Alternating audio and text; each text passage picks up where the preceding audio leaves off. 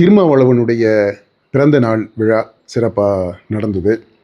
அதில் கமலஹாசன் எம்பி, மாண்புமிகு கமலஹாசன் அவர்கள் கலந்துக்கிட்டார். திருமாவையே வியப்பில் ஆழ்த்துறது மாதிரி 1 கிலோ எடையுள்ள சங்கிலி ஒன்று போடுறாரு. பார்த்தா தகதகன்னு மின்னுது. நான்லாம் தங்கம் தான் நினச்சோம். பார்க்குறவங்க எல்லாருமே தங்கம் தான் நினச்சாங்க. திருமாவே கூட ஒரு அசப்பில் அப்படியே தங்கம்னு கூட நினச்சிருப்பாரு. அப்புறம் சொல்கிறாங்க அது வந்து 1 கிலோ வெள்ளி, வெள்ளியில் தங்க முலாம் பூசி இருக்கிறாங்க அப்படின்னு சொன்னாங்க. இதில் நெருடலாக இருக்கிற விஷயம் என்ன அப்படின்னா, இவர் 1 கிலோ வெள்ளியில் செயின் போடுறாருன்னா, வெள்ளியாகவே இருந்திருந்தா என்ன பிரச்சனை அவருக்கு? அதில் எதுக்கு தங்க முலாம் பூசணும்? அந்த கேள்வி.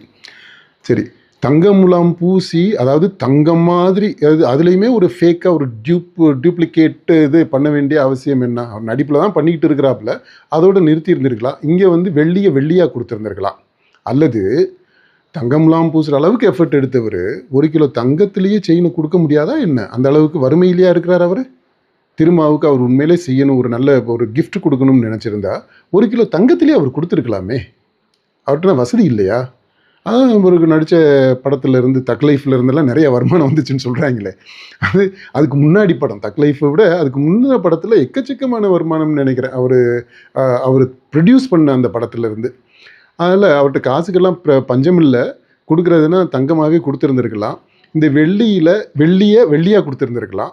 இந்த வெள்ளியில் தங்கம்லாம் பூசி கொடுத்த அந்த ஃபேக்னஸ்ஸு அதை தவிர்த்து இருக்கணும்.